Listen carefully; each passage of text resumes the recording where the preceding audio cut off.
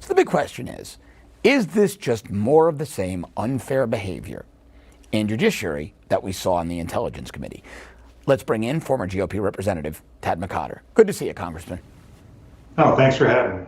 You know, I had current Congressman Andy Barr on the show about an hour ago, and he was livid at what's going on here. He told me the Republican members of the House of Representatives have not yet seen the Intel Committee's report. It's like they're leaking it to their friends in the media before they're even letting elected representatives on the GOP side see this report.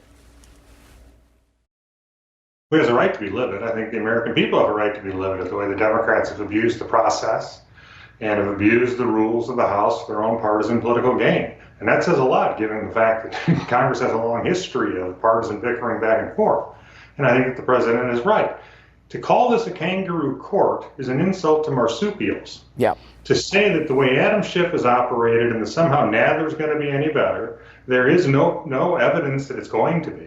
And it's been completely unfair to the president, but more importantly, it's been unfair to the American people. If you're going to go through a very grave and serious and, let's say, necessarily prudent process of impeachment, that has to be as transparent as is humanly possible and as bipartisan as possible because of the nature of undoing an election because of an abuse of power by the president. If there has been an abuse of power, why is there no transparency? Why are you leaking things to the press? Why is there a rush? Why are people pretending, such as Senator King in the U.S. Senate, forgetting the fact that silence does not mean guilt and not testifying does not mean guilt? Well, the whole presumption of innocence has gone out the window. So I think they have a right to be livid, but most importantly, the American people should be livid at the way the Democrats have abused their power. You know, Congressman, do the American people even care? We look at poll upon poll now showing support for impeachment disappearing. It's evaporating very, very rapidly. But over this holiday weekend, I was with Republicans, I was with Democrats, I was at the Dolphins-Eagles game yesterday at a big tailgate. There had to be 40 people there. I was listening to conversations around us. No one was talking about impeachment. No one. They were talking about what their families did on Thanksgiving. They were talking about the game. They were talking about other sports. They were talking about the movie The Irishman, the Martin Scorsese movie, that they were disappointed in it. But no one was talking. These are regular Americans. No one was talking about impeachment. Is this really an inside the beltway political squabble? Oh, I think you're absolutely right. And if you're an Eagles fan, I'm very sorry for you. As a Lions fan, I feel your pain, as we lost to Washington ourselves a little while ago. But no, the American people, my wife is one of 15 siblings, okay? So on Thanksgiving, everybody comes over to our house. I mean, it's not that big of a house. But you would think that out of all those people here, someone would be talking about impeachment. But they weren't, because they were talking about important things like family, about friends, and about the things that we're thankful for. And one of the things the American people are never going to ever be thankful for is partisan political games. Yeah. And that's all they've gotten out of the Democrats. And so they're not going to want to talk about it. They just dismiss it out of hand. And if anything serious comes up, then they will give it serious consideration. But as of yet, they've seen none of that, and they just take all this partisanship and all these games and just stick them in the corner and say, we're not thankful for that, and do better. Yeah, I think they also look at this and say, well, isn't this what a president is supposed to do?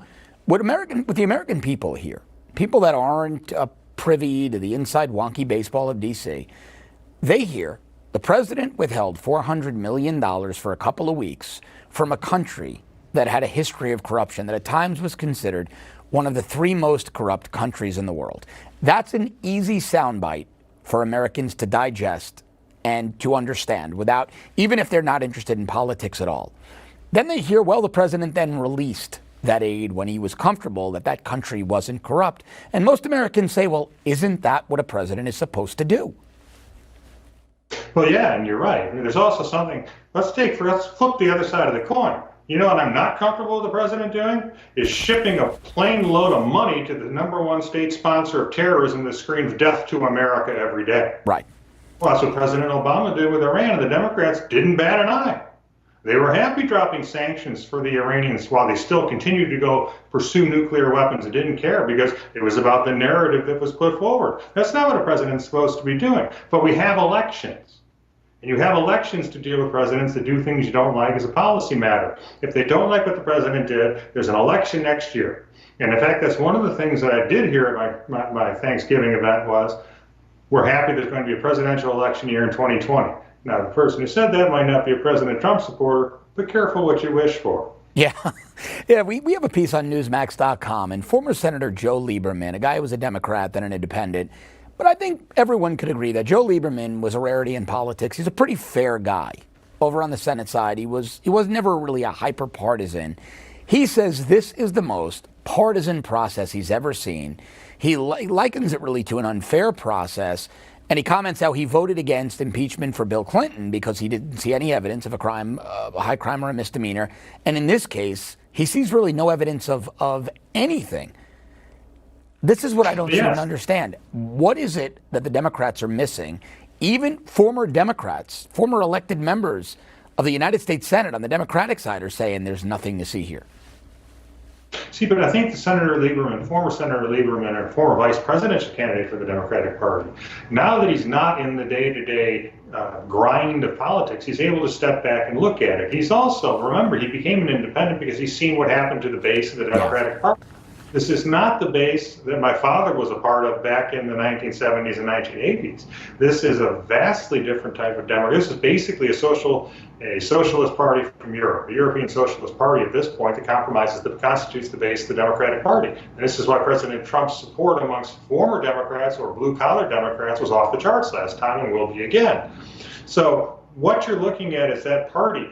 The people that are there now, like Schiff and the rest of them, especially if they're from quote-unquote deep blue states, they're playing to their partisan left-wing base, and there's nothing that will appease them. There's nothing that will slake their thirst for negative information and bad news about Donald Trump, and they don't care whether it hurts the country or not. All they care about is getting their daily fix of orange man bad from empty suits like Schiff. You know, I was going to ask you that. So you've got the leadership of the party, right? You've got Nancy Pelosi. You've got Adam Schiff. You've got Jerry Nadler. But you just nailed it. They're in deep blue districts in deep blue states. Pelosi and Schiff from Northern and Southern California, respectfully. Jerry Nadler from New York City. So they're safe. But is the party elite, the Nadlers, the Schiffs, the Pelosis, the Tom Perez at the DNC, are they really out of touch with the party, the voting base in the Rust Belt states and the swing states? Well, they're out of touch, I would say, with sanity in general. Oh, yeah, but if you're talking about with their party specifically, I think that they are in tune with the base of the Democratic Party. And the base of the Democratic Party is out of touch with hardworking, normal, commonsensical voters of either party or any party at all. So that's the problem that they have. And look, if someone's going to tell me that Nancy Pelosi is a moderate Democrat from San Francisco, I think you're crazy. Yeah. Right? But there's a reason that she's the Speaker of the House and was chosen by that caucus. And so the people who have a real Democrat from San Francisco, I think you're crazy. Yeah. Right? But there's a reason that she's the Speaker of the House and was chosen by that caucus. And so the people who have a real problem heading into this impeachment process is, as long as it continues, it is not President Trump. It is not Mike Pence. What it is going to be those independent Democrats that were elected last time, claiming to be independent, claiming to be moderate, that are going to have to go back and explain to their voters, is this what you elected them to do? Really?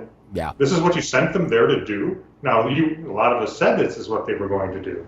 But now you got the proof. Now, are any of them going to stand up to this? Or are they just go along lefties? Yeah, I think you're right. And I think we're seeing that in Pennsylvania 17, Connor Lamb's district, that President Trump won by 20 points. Congressman Tad McCotter, great to talk to you. Thanks very much. Thanks for having me.